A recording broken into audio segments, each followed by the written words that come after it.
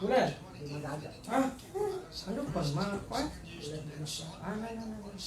Aga kami sila sa maraming sa kwan. Oo. Dapawan. Semento? Ulit kita niya pangat. Oo.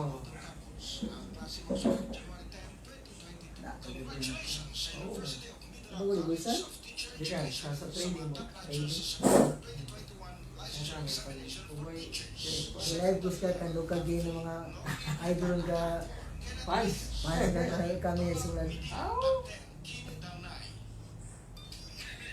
Pinagot pa ko to sa isulan. Aha. Sila na siya at ko samo na ko gawin sa dabo always kung pagkapalit.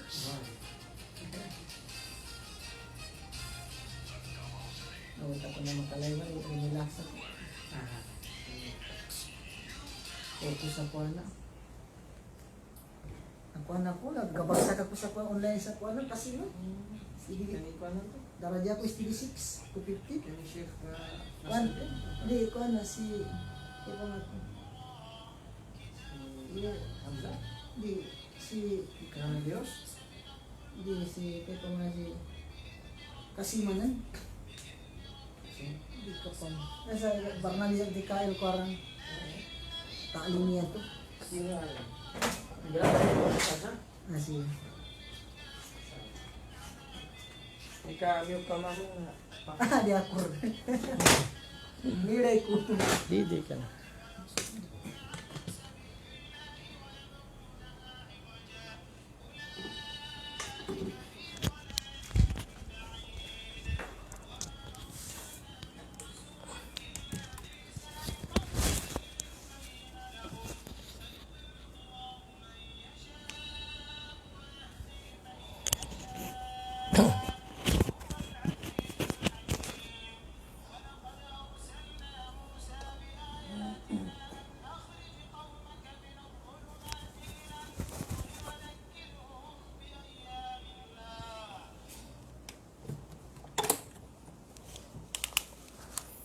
أعوذ بالله السميع العليم من الشيطان الرجيم بسم الله الرحمن الرحيم الحمد لله حمدا كثيرا طيبا مباركا فيه كما أمر ربنا ويرضى والصلاة والسلام على أشرف الخلق وسيد المرسلين نبينا محمد بن عبد الله وعلى آله وصحبه أجمعين ومن تمسك بسنته واقتفى أثره إلى يوم الدين.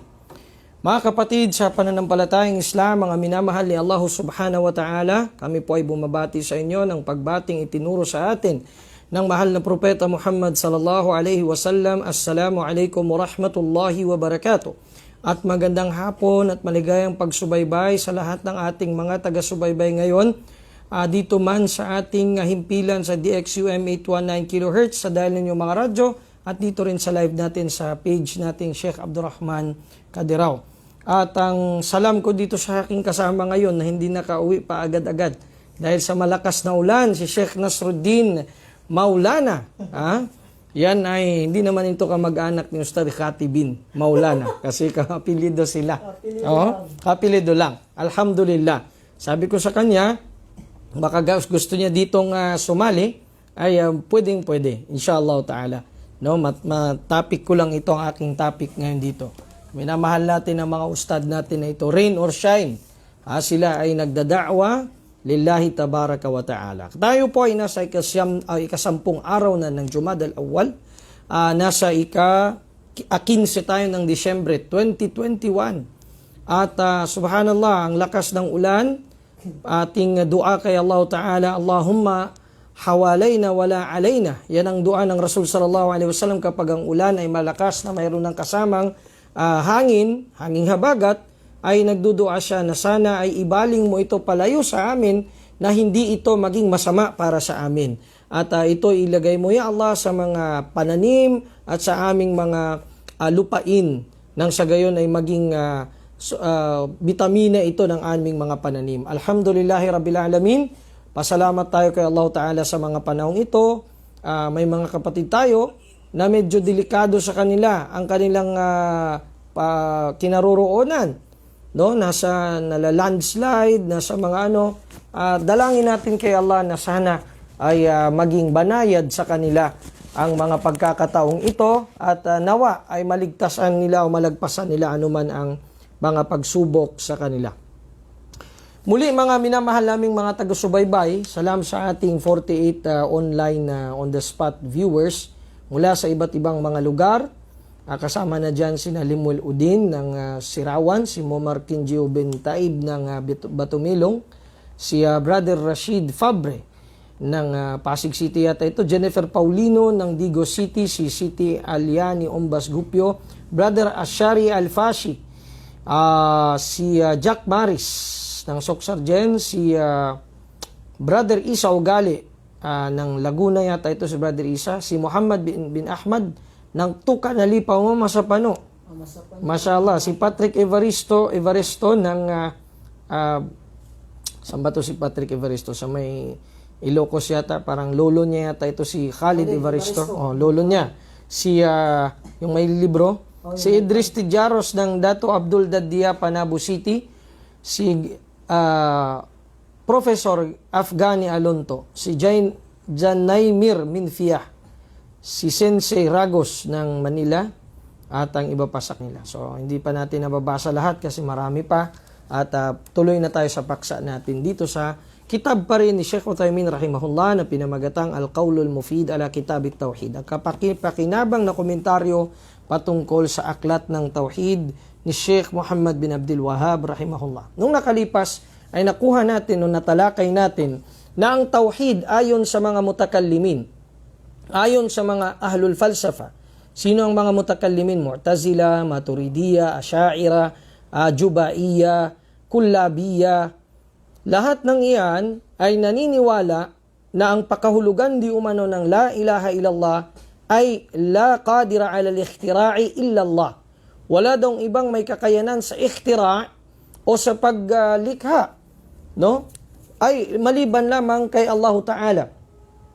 At ang tawhid ayon sa kanila, an tuwahhid Allah fataqul huwa wahidun fi dhatihi la qasima lahu. Para sa kanila, si Allah Ta'ala daw ay iisa sa kanyang sarili, la kasimala, wala daw siyang division, walang anumang bahagi. Wa wahidun fi af'alihi la sharika la, at nag-iisa lamang namumukod tangi sa kanyang mga gawain at wala siyang katambal. Wa wahidun fi sifatihi la shabiha la, at nag-iisa lamang namumukod tangi sa kanyang mga katangian at wala siyang katulad. Walau kana hadha ma'na la ilaha illallah. Kung iyan nga ang ibig sabihin ng la ilaha illallah, sabi ni Sheikh Uthaymin rahimahullah, lama angkarat Quraysh ala Nabi sallallahu alaihi wasallam da'watahu. Hindi sana tinakwil ng mga Quraysh ang da'wa na ito ng propeta Muhammad sallallahu alaihi wasallam. Ha? Ano daw walang sound? Meron naman. Hindi sana, baka sa iyo kapatid, yung walang sound sa iyo. Dito may sound. Lama angkarat Quraysh, baka dahil dyan sa ano nila, weather, no? Kasi may bagyong Odette. Bagyong Odette, sabi. Ayun, meron daw, sabi ni Jam City Airline Ticketing. Okay, tuloy tayo kasi medyo naabala ko basta may ganyang comment kasi hindi ko alam kung anong nangyayari sa technical, no? Lama angkarat Quraysh ala Nabi sallallahu alaihi wasallam da'watahu wala amanat bihi wa saddaqat. Sana ang Quraysh sa panahon na yon o ang mga Quraysh hindi sana nila tinakwil ang paanyaya ng Nabi sallallahu alaihi wasallam at 100% naniwala din sila at pinatunayan nila kung ano ang sabi ng propeta sallallahu alaihi wasallam. Lianna Quraishan taqul, dahil ang mga Quraysh nagsasabi, la khaliqa illa Allah, walang tagapaglikha liban kay Allah. Ayan. So ito yung maririnig natin sa mga kababayan natin na mga mubalighin, no? Yung Jama'atut Tabligh. Pag sila ay nagsasalita, sabi nila, walang khalik liban kay Allah. Hindi la ma'buda bihaqqin illa Allah. Kasi bakit? Pag sinabi nila, kailangan ipaliwanag nila na may shirk, may tawhid. Bawal yun sa kanila. Sa usul nila, bawal sa kanila. Kasi sa kanila, ikramul muslimin. Big sabihin noon ay parangalan lang ang mga Muslim. Huwag mong saktan. Ang katotohanan, masakit. Kahit pasabihin mo sa tao halimbawa na yung ginagawa mo, shirk yan, bid'a yan, masasaktan talaga yan. Kahit napakaganda pa ng pagsabi mo, babo, da ka man pagkuhan sa namba, da ka man shirk inan. Magagalit yan. Sasabihin sa'yo, bakit ka magsabi-sabi sa akin ng shirk? Bago ka lang. Bago ka lang. Kumbaga, ngayon ka palang lumabas. Magsabi ka na shirk ito. Nakuha namin sa mga kalukasan itong magbuaya-buaya. Buaya-buaya. Patsindan. Patsindan, Ustad. At saka yung ano pa ba yung, yung sagayan. Bagipat. Bagipat. Subhanallah. Di ba? So, yung ganun. So, tingnan mo itong mga ganitong klase, magagalit talaga sila. So, maling-mali na hindi natin ipaalam sa kanila ang tunay na ibig sabihin ng la ilaha illallah. Hindi ba? So, pag sinabi nating la khalika illallah, walang kaibahan sa Quraysh. Ang Quraysh, naniniwala din sila na walang ibang tagapaglikha-liban kay Allah. Siya lang. At kung tutuusin, sabi ka ni Sheikh Uthaymin, rahimahullah, hadha ablag min kalimatin la qadir. Tignan mo ang mga ahlul kalam, nagsasabi sila, ang ibig sabihin ng la ilaha illallah, la qadir ala al-ikhtira illallah. Kasi kinuha nila sa Greek yan. Sa Yunan. Kinuha nila sa falsafa ng Yunan. Tignan mo kung tutuusin, mas mainam pa ang Quraysh kaysa sa pakahulugan nitong mga ahlul falsafa na ito, ahlul kalam. Kasi sa Quraysh, para sa kanila, walang ibang tagapaglikha liban kay Allah.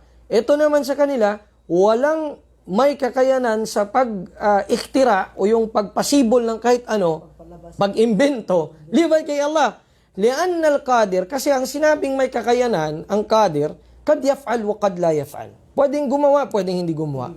Amma al-khaliq, subalit ang tagapaglikha, faqad fa'ala wa haqqaqa bi kudratin minhu. Siya ang ginagawa niya, gumagawa, pinatutunayan niya ayon sa kapangyarihang buhat sa kanya. Fasara fahmul musyrikin khairan min fahmi haula'il mutakallimin. Ibig sabihin ng pangunawa ng mga musyrikin bago pa ang Islam, ang mga Quraysh, mas mainam pa kaysa sa mga mutakallimin na ito. Mga nagkiklaim na ahlun nuha. 'Di ba? Kung hindi mo alam daw ang mantik at hindi mo daw alam ang mga tasawurat at tasdiqat, bubo ka daw pagdating sa din. Na yung sinasabi nilang mantik, alam niyo yung mantik, ito yung logic. Ito'y hinalo ng mga Greek, translate sa Arabic, at ito na nagkagulo-gulo na ang mga Muslim. Lumabas na sila Baqillani, sina Al-Ghazali, sina Bishr Amrisi, kaya lumabas itong grupo ng mga Mu'tazila. Lahat ng mga sifat ni Allah Ta'ala, katangian niya, yad, yung mga dati, yad, ain, yung kanyang pagsasalita, yung lahat ng yon dininay nitong Mu'tazila. Hindi sila naniniwala hanggang sa may makikita tayong isang video sa YouTube na ang pangalan ng taong ito ay si Hasan As-Saggaf. Si Sheikh Al-Albani, nakadibati niya to dati sa telephone. Itong taong ito, iba naman yung Saggaf na may ng Durarul Sunniya. Iba yun, Salafi yun. Ito namang Saggaf na ito, simula Sufi siya. Katagalan naging Ash'ari. Katagalan Mu'tazili na talaga siya. Parang si Final. Parang si Abil Hasan. Pero at least si Abil Hasan al-Ash'ari, before namatay, nagsalafi siya. Nagsalafi. Hindi niya na dininay yung mga Pinatunayan niya. Yes, pinatunayan niya. Kagaya ng akida ni Ahmad ibn Hanbal rahimahullah. Kaya niya sinabi doon sa Kitabul Ibana na amma fi sifat, fil asma'i was sifat, fa ana uminu bihi aw biha kama yu'min aw ya'taqiduha Ahmad ibn Hanbal rahimahullah. So ibig sabihin sa madhab ni Ahmad ibn Hanbal siya sumurinder siya, ibig sabihin sa madhab ng Ahlus Sunnah. Ngayon, etong si Hasan As-Saggaf, aminado siya. Talagang nireject niya, nandiyan talaga. Papanoorin nyo. Hindi ko lang maano ang link dito, pero pinapanood ko siya, talagang sabi ko, itong tao na ito, wala na. Talagang, kuan na siya. Parang, pinanindigan na talaga. Pinanindigan niya na, Mu'tazili na siya. Mu'tazili. So, walang duda, Mu'tazili na talaga siya. Ala kulli hal, itong mga mutakalimun, ganyan, Sheikh. Habang lumalayo, nawawala sila sa tamang kaisipan. Niligaw sila. Yes. Ni Allah Ta'ala. Mental disorder na parang ganon. Parang hindi naman. Pero dahil sa pag ikaw kasi lumayo ka sa nusus, asyariya, sa dalil, no? Yan ang sabi ni Ibn Taymiyyah rahimahullah ta'ala, Sheikhul Islam. Sinabi niya, man lam yata'allamil usul, man lam harumal wusul.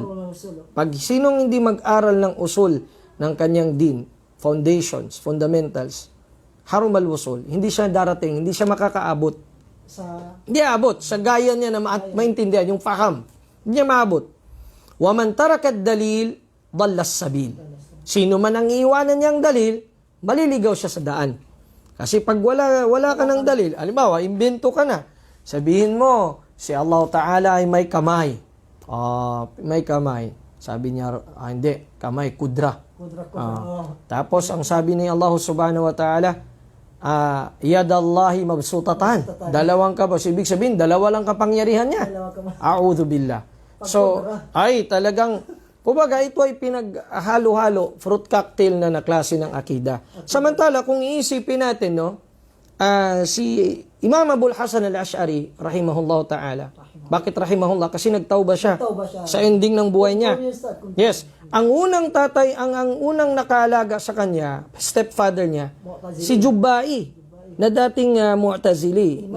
Imam ng Mu'tazilas. Talagang mayroong sariling madhab sa Mu'tazila, ibang sistema ng pag-unawa. Kaya na-influensyahan, ta'athara bihi.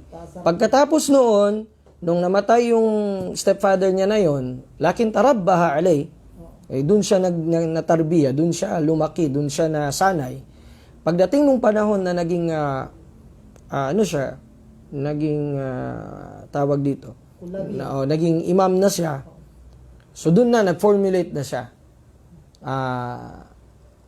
Nag-formulate siya ng mga sifat na 20 sifat, at ang inithbat niya lang talaga doon 7.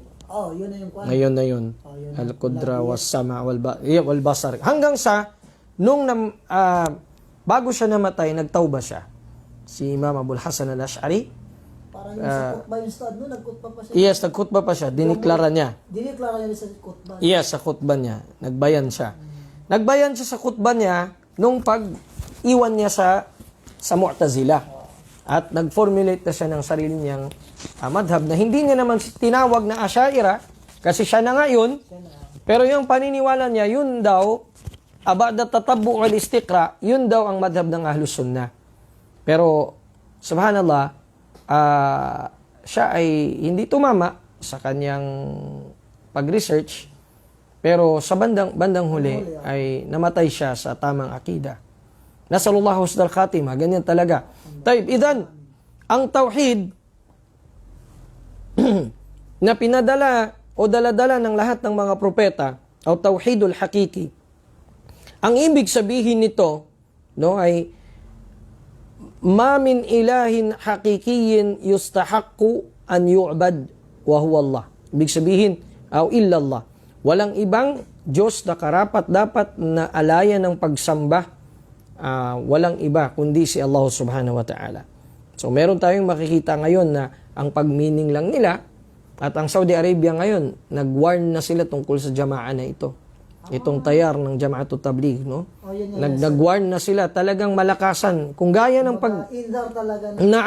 gaya ng pagtahdir nila sa ikhwan noon at sa mutasawwif at sa iba pang grupo, hadar na din sila dito sa grupo na ito. Kasi delikado. Kaya napaka-imposible na kung halimbawa merong isang tablighi na sabi niya ako ay salafi at nandyan siya sa jamaa na yan, imposible yun. Panakod yun. Kontradiktory yun. Kasi bakit ka manintili sa asas ng Sufiya? Kung nagkiklaim ka na nasa Salafiya ka, ibig sabihin, umalis ka doon. Kung gusto mong maging purely ang iyong akida at manhaj, umalis ka doon. Huwag ka doon sa 6 points. Lipat ka dito sa usulut thalatha. Lipat ka dito sa al-qawaidul arba'. Lumipat ka dito sa arkanul Islam al-khamsa. Lumipat ka dito sa arkanul iman as-sitta. Balik ka dito sa kung ano ang dapat sa kitab at sa sunnah. Huwag yung doon ka sa gawa-gawa na mga paniniwala. O wag magalit ang mga Pilipino nating mga kapatid, Moro nating mga kapatid na nandyan sa Jamaah na iyan. Tapos dapat mag-aral lang ilang taon sa Sahih. madrasa. Correct. Kasi kapag, ang problem kasi kapag krinitik natin ang maahid, ang madaris, although meron din naman silang mga tahfid, no? Oo, yun. Ang challenge natin sa kanila, dapat kung sincero tayo dyan, turuan natin ang tamang akidang mga bata. Oo, yun. Yun dapat. Tamang akida, kasi pag tama ang akida niyan, hindi lang memorize ng Quran ang kanilang atupagin. Oo, yun. Kung hindi, yung talagang matutunan nila kung ano ang nasa kitab na yan. Yun talaga. Na walang iba kundi ang panawagan, paghikayat sa tao tungo sa tauhid. At pagsawata sa shirk at sa bid'a at sa mga mungkarat. Ganun dapat. Kasi ano ba ang silbi ng pagiging umma mo? Kung hindi ka naman nagutos ng mabuti at nagbawal ng masama. Yun ang Diba? Sabi nga ni Umar ibn Khattab, man arada an yakuna min hadhil umma, falyuaddi syartallah. Sabi niya, sino man ang gustong mapabilang sa umma na ito, maging member ka sa umma na ito, ay hindi kailangan na paluin ka, gaya ng prat, yung prat na hazing. Hindi kailangan na kumain ka ng mama para maging member ka ng umma na ito. Oo. Ang sabi ni Umar ibn Khattab, 3 lang sabi niyang requirement. Ha? Kuntum khayra ummatin ukhrijat linnas. Ta'muruna bil ma'ruf wa tanhauna 'anil munkar wa tu'minuna billah. 3 lang. Yung 3 na yon, kung masunod mo yon, member ka ng umma nito. Magutos ng mabuti, magbawal ng masama, at higit sa lahat, malinis yung akida mo. Automatically kahit walang acceptance, no? Wala. Hindi kailangan. Allah na yung kuwan nun. Hindi kailangan na meron pang yung bubble gum ko, kainin mo. Survival. O survival, trip to hell. Trip to A'udhu billah. Yung mga ganyan, wala yan. Talagang hindi yan base sa tunay na kapatiran. Doon lang yan nakabase sa kung ano ang, wag namang magalit ang mga kababayan natin. Pero ang prangka na pagkano, ayaw nga natin yung mga anak natin madapuan ng lamok kahit kunti. Tapos ipapabugbog mo sa tao na yun, na wala namang katuturan yung mangyayari sa kanya. Bakit hindi mo itarbiya yung anak mo na lumakas? Laban sa mga kalaban ng Islam. Tumibay yung akida niya. Wa'iddu lahum mastata'tu min quwwati wa min ribatil khayl turhibuna bihi aduwallahi wa aduwakum. Di ba? Ihanda nyo sila. Maghanda kayo, ihanda nyo ang mga anak ninyo. Lagi sa landas di Allah subhanahu wa ta'ala. Turuan ninyo sa tamang paglangoy, tamang pagkipagbaka, paggamit ng ng pana, ng sandata, maging rumat. Oo, tingnan ninyo ha. Tingnan nyo ang mga kufar, araw-araw sila karate ng karate. Nakikita nyo sila ngayon? Martial arts. Ang mga Muslim, ewan ko lang. Kain tulog na lang tayo. Magigising lang tayo isang araw. Wala na. Ang mga muski natin, ang mga natin, wala na. Huwag tayong kumpiyansa sa panahon na ito. Sabi natin, very okay na tayo. No, hindi mo alam. Ang Allah subhanahu wa ta'ala, siya ay magbibigay ng pagsubok sa atin. Na bigla-bigla na lang, paggising natin, wala na. So kung hindi natin itatanim ang tamang akida sa ating mga anak, at ang tamang pagsasanay sa kanila sa Islam, physical, mental, spiritual, so mangyari dyan, mabubulagta na lang tayo, wala na pala. Yung dati naming madrasa, beer house na. A'udhu billah. Ang masakit pa doon, hindi pa tayo na mga hindi pa ang mga kufarang gumagawa, Muslim pa. Yan ang mas masakit. Yes, mas masakit. Kasi kapwa natin Muslim. Masakit na reality. Totoo talaga, nangyayari, nagaganap sa atin ngayon. Kaya, ulitin natin, nung nakalipas, nakuha natin yung taksim ng mga ulama patungkol sa pag-shirk kay Allah Ta'ala. Ang sabi at ng ma'siya at ng pagrebelde kay Allah Ta'ala. No? Sinabi ni Sheikh Uthaymin, فالمعاصي من حيث المعنى العام أو الجنس العام يمكن أن نعتبرها من الشرك.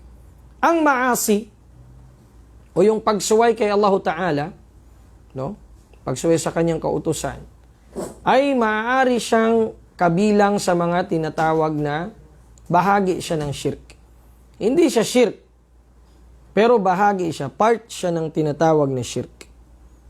Wa amma bil ma'na al-akhas Dito naman sa ma'na na akhas o specific, fatanqasim ila anwa. Nababahagi naman siya sa dalawa. Sa dalawa. Syirkun akbar wa syirkun asghar. Malaking uri ng syirk, maliit na uri ng syirk. Ang malaking uri ng syirk, maraming halimbawa. Unang halimbawa noon, ang magdua ka sa iba bukod kay Allah.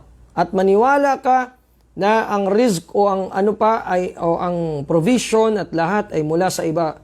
Meron pang nagmamayari niya bukod kay Allah Ta'ala. So yun ay shirk. At ang shirkul akbar, pag namatay ang tao dito sa ganitong kasalanan, hindi siya patatawarin ni Allah Ta'ala at siya ay mapapabilang sa mga ahlun nar magpakailanman. Sa mga doon mananatili magpakailanman, wal'iyadhu billah. Sinabi ni Allah Ta'ala sa suratul Nisa, Inna Allah la yaghfiru ay yushraka bih, wa yaghfiru ma duna dhalika liman yasha. Tunay na si Allah Ta'ala hindi niya patatawarin ang pagtatambal sa kanya na kasalanan at patatawarin niya ang iba pang kasalanan na mababa rito. So ibig sabihin kapag ang kasalanan ng shirk ang iyong ginawa at hindi mo ito hiningan ng tawad kay Allah Ta'ala hanggang sa namatay ka, wal'iyadu billah, ang taong iyon ay mamamatay na magpakailanman sa impyernong apoy. Yan ang pananaw ng ahli sunnati wal jama'a sa mas'ala na ito. Pangalawa, syirkun asghar. Maliit na uri ng shirk. Ito naman yung halimbawa dito ay ang pagsumpa sa iba bukod kay Allah Ta'ala. Sabi ng Propeta Muhammad sallallahu alaihi wasallam, mula sa hadith ni Abdullah ibn Mas'ud radiyallahu anhu, sabi niya, man yahlif billah, o man arada an yahlif, falyahlif billah, aw liyasmut. Sino man, sabi niya, ang gustong manumpa, ay manumpa siya sa pangalan ni Allah, hindi kayo tumahimik siya. At ang half bi ghairillah ay kabilang sa mga example ng syirkun asghar. Hindi siya tuwiran na makakaalis sa iyo, makakapalabas sa iyo sa milla ni Muhammad sallallahu alaihi wasallam, pero unti-untiin ka rin ito. Kasama na rin sa syirkun asghar ang tinatawag na riya at sum'a. Gagawin mo ang isang ibada para purihin ka ng tao. Para sabihin nila, oo, napakaganda, napakagaling, napakaganda ng boses niya. Kasi gamidi yung boses niya pagbabasa ng Quran. Alhamdulillahi Rabbil Alamin. Ang ganda. Nung narinig na nila, narinig mo mula sa kanila, pumasok sa puso mo yung konting-konti na yun. Konti lang na parang sabi pa nga ni Al-Hasan al-Basri, sabi niya, aslur riya, hubbul mahmada. Ang asal, sabi niya ng riya, hubbul mahmada. Yung kagustuhan ng puri. Pagpuri ba? Yung sobrang, mapyagid si kuha niya, mapyagid. Matumpis, mabo. Si Ustaz Nasruddin. Napakagaling niya magsalita. Imbis na sabihin sa kanya, jazakallahu khairan. Sabi ng Propeta sallallahu alaihi wasallam, man qala li akhihi, jazakallahu khairan, faqad ablaga fil madah. Namo Sabi ng Propeta sallallahu alaihi wasallam sa riwaya ni Imam Ibn Majah, ni Nasai, Abu Dawud at sinahin ni Sheikh Al-Albani sa silsilatus sahiha. Sinabi niya, sino man, sabi niya, ang magsabi sa kapatid niya, jazakallahu khairan, ay nakasobra na siya sa pagpuri. Ablaga fil madah. Lumagpas na siya. So ibig sabihin noon, ano pa bang lalagpas doon sa jazakallahu khairan? Wala na. So pagkatapos doon, papunta na sa riya. Hindi naman tayo magsasabing riya na kaagad, pero delikado. Mapapunta na doon. Kasi baka mamaya, pag narinig niya yon, medyo ma-formulate na para bang yung sa kanta ni Kumeni na arang panggigilakan. Parang magkiliti ba? Parang wag dyan. Magkiliti dyan. Parang magkiliti na yung nasa puso niya na, baka ito, totoo siguro, sabi nila. Magaling talaga ako magsalita. So yun, papasok doon ang ijabun nafs. Pagpasok ng ijabun nafs, pasok ang gurur. So wala na siyang reward na mapapala kay Allah Ta'ala. Walaysa lahu fil akhirati min khalaq. Subhanallah. Wala na siyang mapapala sa kabilang buhay na kahit konting reward sa kanya. Kasi tapos na ang tao. Nag-reward sa kanya. Nakuha niya na sa mundo. Kaya yun sa Hadithul Qudsi, sa riwayat ni Imam al-Bukhari, sabi ni Allah subhanahu wa ta'ala, ana agna syuraka ibi. Man amila amalan asyraka ma'iya fihi ghairi taraktuhu wa syirkahu. Ako, sabi niya, ay napakayaman at napakalaya sa anumang tinatambal sa akin. Sino man, sabi ni Allah subhanahu wa ta'ala sa hadith na yon, na siya ay magtambal sa akin, gumawa ng gawain napakabuti, jihad, da'wa, sadaka, pero sa isip-isip niya, sa sarili niya, ito ngayon, purihin ako ng tao. Dahil sa pagbigay ko ng 1 million, pag 1 million, purihin ako ng tao. Yun para ay, ma-mention, special mention. Doon pala, hindi na pala para kay Allah Ta'ala, kundi para purihin siya ng tao. Para sabihin na napakabait ng taong ito, napaka mapagbigay. Ang sabi ni Allah Ta'ala, taraktuhu wa syirkahu. Iiwanan ko siya at ang kanyang pagtatambal. Iwanan niya. Ganon din, mga kapatid, sa halimbawa, pag nagkasakit ang anak mo, pupunta ka sa manghuhula. Pupunta ka sa mangkukulam. Pupunta ka sa manggagamot na sabi nila, pag ginanon yung katawan, nalabas yung mga pako. Yung mga lansang, pako. Minsan, karayom, lalabas. Yung pala, siya lang naglagay. Dito lang sa kamay niya. Syawada lang. So, magbayad ka naman ng ilang milyon. Kasi sabi mo, sobrang mahal ko ang anak ko na yan.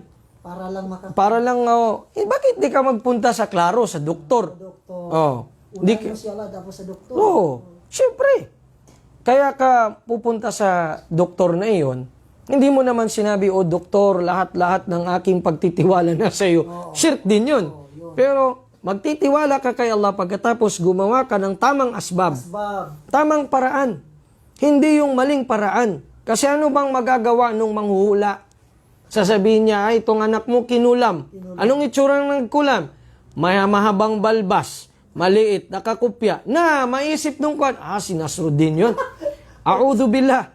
So mangyari doon, pagdating sa bahay, bugbuguin nila si Ustad Nasruddin. Patayin pa. Dahil yan palang nagkulam. Tingnan mo. So yung manghuhula na yun, hindi lang kasalanan na yun ng panghuhula niya, pangungunan niya sa al-ghaib. Yun yung topic po kanina, Ustad. Pangungunan niya sa al-ghaib, ang kasalanan niya pa, nag-iral pa siya nagpasibol pa siya ng fitna sa pagitan ng mga tao. Kasi sahih. Ifsad yung ginagawa niya. Wala tufsidu fil ardi ba'da islahiha.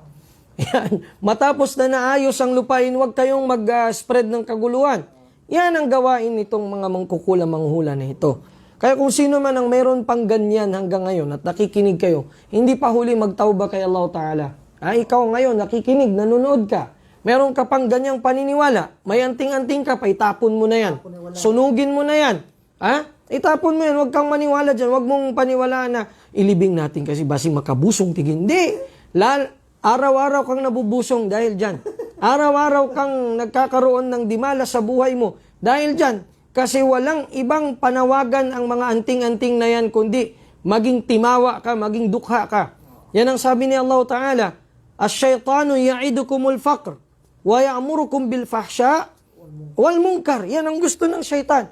Ang kanyang panata sa inyo, pangako sa inyo, kadukhaan. Tingnan nyo, itong mga manghuhulang, mangkukulam na ito, kahit sa online ngayon, ang dami nila. So, kunwari, yun sila, masasaniban daw, tapos, tingnan nyo sila, may baraka ba yung gawain nila? Walang baraka.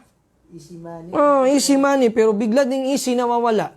Tapos, pag nalaman na ng mga tao na na-scam sila, kasi nga, ang simula nung nung paliwanag ang paliwanag ni Sheikhul Islam Ibn Taymiyyah rahimahullah, may hadith yan, isang mahabang hadith na kung susumahin natin ang makna nito, ang mga jin, kasi may engkanto, no? Nilikha sila sa apoy.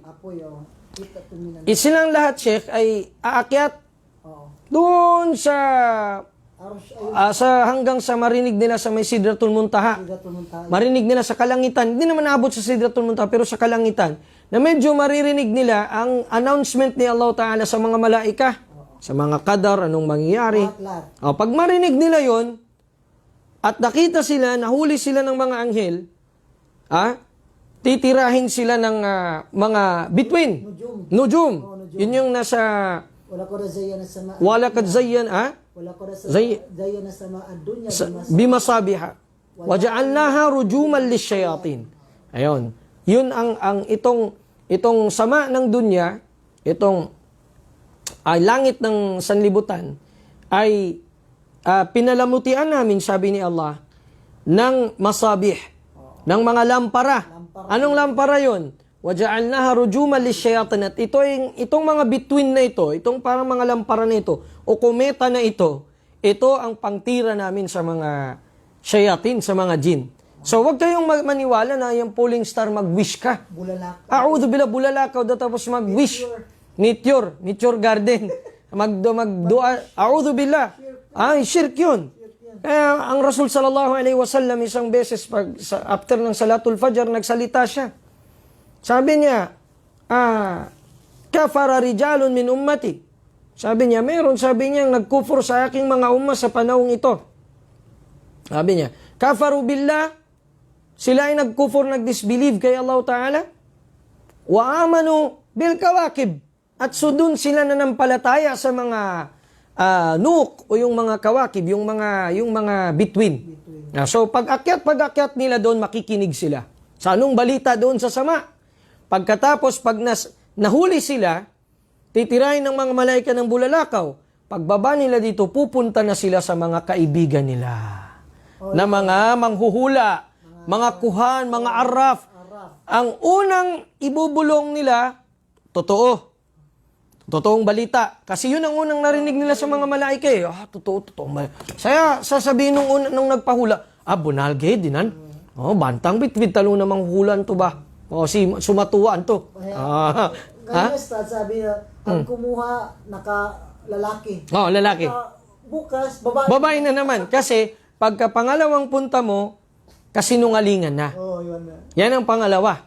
Magsisinungaling na kasi ang jin, hindi niya alam yung ghaib. Gagawa-gawa na siya ng kwento. Sasabihin niya, hindi. Ang totoo niyan, sabi niya, akuan talaga. So, ikaw naman, mag-doubt naman yung nasa isip nung manghula. So, ano yung bulong ng jin niya, ng ifrit niya, yun ang sasabihin niya sa tao. So, ang mangyayari, magkakabuhol-buhol na ang kwento.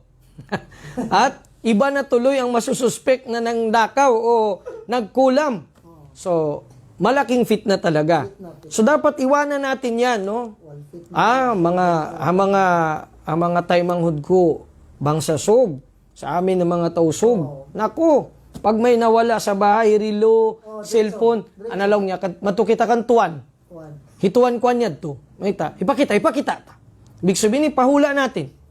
A'udhu billah. Naniniwala pa sila sa ganyan. Naniniwala sa ngayong araw na ito, magandang araw na ito paglabas. Putika. Putikaan. Sa inyo, kutika. Sa tausog, putikaan. Pero din yan, galing sa mga Malaysian yan. Amatan or tinatawag sa amin mga putikaan. So, bago lumabas, kailangan makita yung napta. Makita yung kumpas. Parang kumpas siya. Pwede ba lumabas kayo? Hindi lumabas. Pag swerte lumabas kayo, okay. Pag hindi, na. Meron pa sa yung... Yan. Ayan, Ay, mamukpok tuhod at mamukpok kuan, kahoy. Yun, nakunod. Yang mga ganyan na mga paniniwala, sa sobrang tagal bago dumating ang tajdid ba? Yun ng Islam, revivalism. Kasi si Sheikh Muhammad bin Abdul Wahhab rahimahullah, imagine mo, mga 1700 siya bago lumabas, no? Mga ganun. So, etong mga Sufi at mga Kuan, nag-spread sila eh. Matagal. Mga kuburi at mga iba't iba pang mga sekta na yan. Ngayon, nung nakarating sa atin sa Southeast Asia, ang kauna-unahan actually na Salafi, na nawagan sa Salafiyya, si Imam Bunjul ng Indonesia. Nasa pera nila yan. Yan ang kwento ng mga classmates namin doon. Yun ang talaga, kaya sabi nila, pag nakikita ng mga Sufi yung Ini pertama orang Wahabi di sini. Ito daw yung unang Wahabi na tao sa Indonesia. Yun ang bintang nila kay Sheikh Imam Bunjul. Kasi Sheikh Bunjul, nung dati siyang Sufi. Tapos nung nag-Hajj siya, na-meet niya ang mga tulab ni Sheikh Muhammad bin Abdul Wahhab sa Makkah. Matagal sila, ilang buwan bago siya nakauwi. Kaya doon niya naintindihan ang tamang tauhid. Pag-uwi niya ng Indonesia, dinakwa niya sa mga tao niya. Sabi ng mga tao, iba ito, makabago ito. Ito na yung sinasabi nilang Wahhabi. And at that time, yan yung time na napakadami ng paninira ng Turkey, ng Ottoman Empire, Dawla Uthmaniyya, laban sa Da'wa Salafiyya. Laban kay Sheikh Muhammad bin Abdul Wahhab, rahimahullah. So, ang panawagan nila doon, ini-spread nila itong Wahhabi daw, ini-spread nila itong Wahhabi daw itong mga masama daw ang Wahhabiyya, mga Khawarij, mga ano-ano pa, munharif sa Islam. So, ang tao na awam, yun lang ang namulatan niya, kung ano lang yung niya, hindi na siya makinig. Pag sabing Wahhabiyya, hindi. Parang sa rinig nila, Shia. Para bang ganun, ang impression sa tao natin ngayon dito. Pero, may isang tao na alisin niya lang yung cover ng Kitabu Tauhid at marunong naman mag-Arabic dun sa mga disyerto at binasa ang laman, content ng Kitabu Tauhid, dun kinuha sa Kitabu Tauhid, ay ang masasabi niya, uy, tama naman itong sinabi ng tinatawag na kitab na ito. Tama itong sinasabi. Pero hindi siya magbabasa mula dito pero hindi niya alam na Kitabu Tauhid. So, nung sinabi sa kanya, alam mo bang yan ang kitab ni Sheikh Muhammad bin Abdul Wahhab? Sa kanya maintindihan, ito pala. Pala yung muhtawan ng... Ito pala ang nilalaman niya. At maniniwala silang totoo. Kaya nga, kung titignan natin, kung mga sinasabi nilang paninira laban kay Sheikh Muhammad bin Abdul Wahhab, basahin nila. At pag-aralan, ano bang nasa loob nito? At tanong nila sa mga sheikh, ano bang ibig sabihin nitong mga sinasabi niya? Kahit hindi na tingnan yung nubza. Yes. Totoo ba? Totoo ba ito na nagtuturo si Sheikh Muhammad bin Abdul Wahhab ng pinsala, ng kapahamakan, ng kaguluhan? Kung kaguluhan ang kala Allah wa kala Rasul, ay ibig sabihin may problema sa akida mo. Meron ka problema sa akida. Pag sinabi mong kaguluhan ang kala Allah wa kala Rasul. So, Kasi yun ang kay Sheikh Abdul Wahhab. Walang pag-alilangan, puro Quran at saka... Kala Allah wa kala Rasul. Kala Ta'ala, kala Nabi. Kala Allah Ta'ala, kala Rasul sallallahu alaihi wasallam. Pagkagulo yung start, may kalal yung akida mo, di ba? May kalal. Pag hindi ka na doon sa kala Allah wa kala Rasul. Kalal. Kasi ang anumang kaguluhan at agam-agam natin, ang sabi ni Allah Ta'ala sa Quran, فَإِن تَنَازَعْتُمْ فِي شَيْءٍ وَإِن تَنَازَعْتُمْ فِي شَيْءٍ فَرُدُّوهُ إِلَى اللَّهِ وَالرَّسُولِ. فَرُدُّوهُ إِلَى اللَّهِ وَالرَّسُولِ. Yun. Kung meron tayong hindi pagkakaunawaan, agam-agam, hindi malinaw, ibalik natin sa kitab at sa sunnah. At walang laman ang Kitabu Tauhid kundi kala Allah wa kala Rasul. Meron mga ahadith dito na da'ifa, pero mabibilang lang. At may tinahkik at ta'lik o yung komentary ang ating mga scholar. Idan, yun ang syirkun akbar at syirkun asghar. Pangatlo, merong tinatawag na ma'siyatun kabira wa ma'siyatun saghira. Yung pagsuway sa utos ni Allah, malaking uri at meron namang maliit na uri. Itong mga pagsuway na ito, mga maasi na ito, minha ma yata'allaqu bihaqqillah wa minha ma yata'allaqu bihaqqil insani nafsi wa minha ma yata'allaqu bihaqqil khalq. So, ang mga maasi o pagsuway na ito sa utos ni Allah Ta'ala ay mayroong ilan sa kanilang konektado sa karapatan ni Allah. Meron namang konektado sa karapatan ng tao mismo. At meron namang konektado sa karapatan ng nilikha, ng mga nilikha. Wa tahqiqu la ilaha illallah amrun fi ghayatis su'uba. Ang tahqiq o pagpapatunay sa la ilaha illallah ay isang bagay na mahirap, mabigat. Walihada qala ba'du salaf, kullu ma'siyatin fahiya naw'un min ash-shirk. Khali balik, intabih. Sabi ng ilan sa mga salaf, sabi nila, lahat ng ma'siya o pagsuway kay Allah, fahiya naw'un minasyirk. Ibig sabihin, uri ng shirk. Bahagi siya ng shirk. Hindi naman siya shirk agad. Kasi kung ganun, makagawa ka ng ma'siya, makalabas ka kagad sa Islam.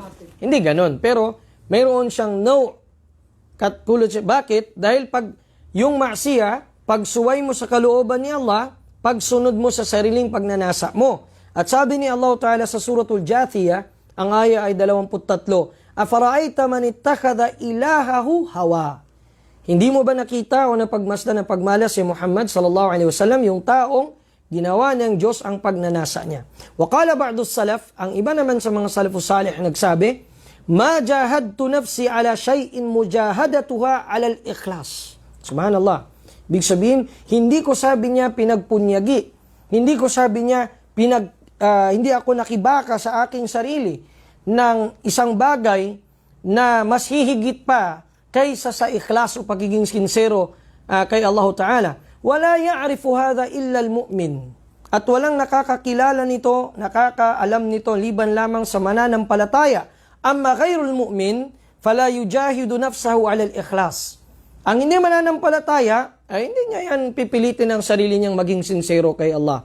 Walihada qila li Ibn Abbas radiyallahu anhuma, kaya't sinabi nila kay Ibn Abbas, innal yahuda yaqulun nahnu la nusawwasu o la nuwaswasu fi salah.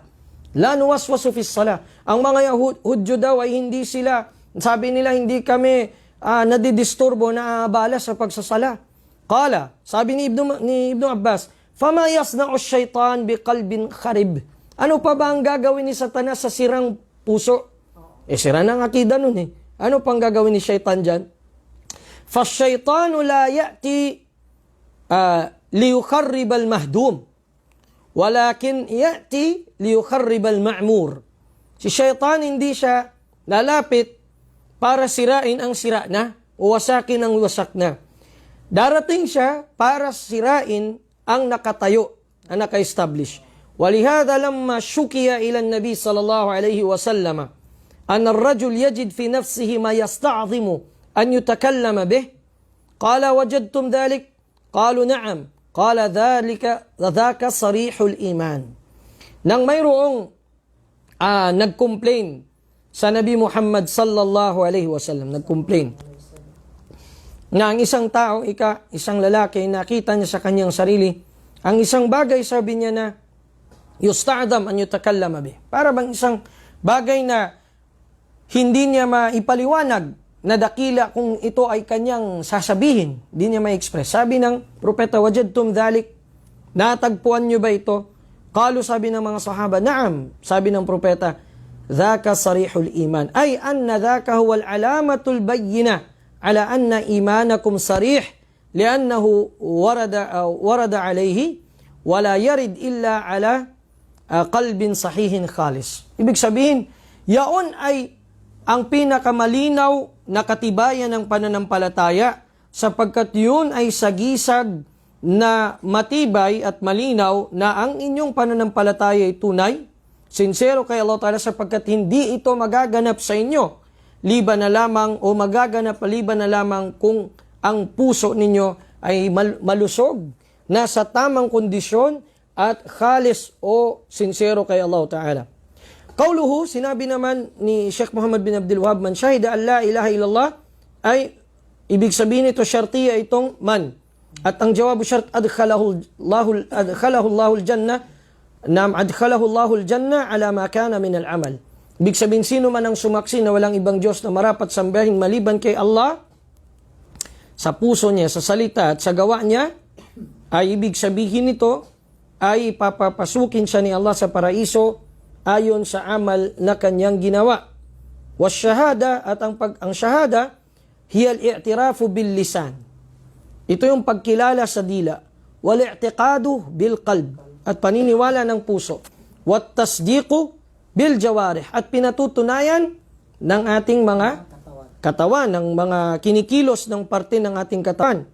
Walihada lamma qala al-munafiquna lirrasul sallallahu alaihi wasallam, dahil dito nang ang mga munafik, ang mga hipokrito ay nagsabi kay Propeta Muhammad sallallahu alaihi wasallam, nashhadu innaka la Rasulullah. sumasaksi kami na ikaw ay tunay na sugo ni Allah.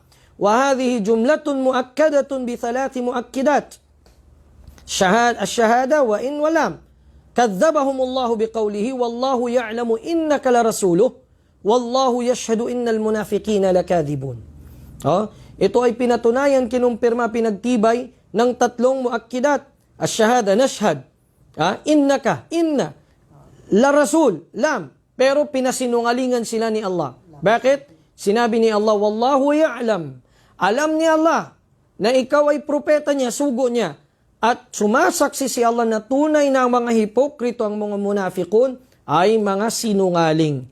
Falam yanfa'hum hadha al-iqrar bil lisan, hindi makakapdulot ng kapakinabangan sa kanila ang kanilang paghayag sa pamamagitan ng dila, li'annahu khalin min al-i'tiqad bil qalb. Sapagkat ito ay empty, walang laman. Hindi, walang laman, walang nilalaman na pinaniniwalaan ng puso. Wa khalin min at-tasdiq bil amal. At ito ay walang nilalaman, empty, sa pinatutunayan ng gawa. Falam yanfa, hindi makakadulot ng kabutihan. Fala tatahaqqaqu ash-shahada illa bi'aqidatin fil qalbi wa i'tirafin bil lisan wa tasdiqin bil amal. At hindi mapapatunayan, makakatotoo ang shahada o pagsaksi liban na lamang na ito ay akida, matibay na nakatali sa puso at pinaniniwalaan, acknowledge ng dila, wa tasdiq bil amal, at pinatutunayan ng gawa o ng kilos. Subhanallah. So, 1-2 minuto na lang yata ang natira, mga kapatid. At 3 minutes pa ba? 3 minutes. 5 Okay. Maghrib na tayo, no? Sinabi ni Allah, qawluhu la ilaha illallah, sinabi ni Sheikh Muhammad bin Abdul Wahhab, la ilaha illallah, ay la ma'buda bihaqqin ala wajhin yustahaqqu an yu'bada illallah. Wa hadhihi al-asnam allati tu'bad la tastahiqqu al-ibadah. Ay walang sino mang dapat sambahin maliban kay Allah Ta'ala sa tamang pamamaraan, at itong mga sinasambang bukod pa sa kanya ng mga Diyos-Diyosan ay hindi dapat nasambahin o alayan ng pagsamba. Li'annahu laysa fiha min khasa'isil uluhiyati shay'un. Sapagkat itong mga Diyos-Diyosan na ito ay walang anumang katangian ng uluhiya o ng pagka-Diyos sa kahit anumang bagay. Wala na po tayong oras. Kami po ay nagpapasalamat sa inyong mahusay na pagsubaybay. At jazallahu khairan sa aking kapatid dito na kasama si Ustad Nasruddin Maulana sa hapong ito. Barakallahu fikum li husni istimaikum wa sallallahu wa sallim wa barik ala nabiyyina Muhammadin wa ala alihi wa sahbihi ajma'in walhamdulillahi rabbil alamin.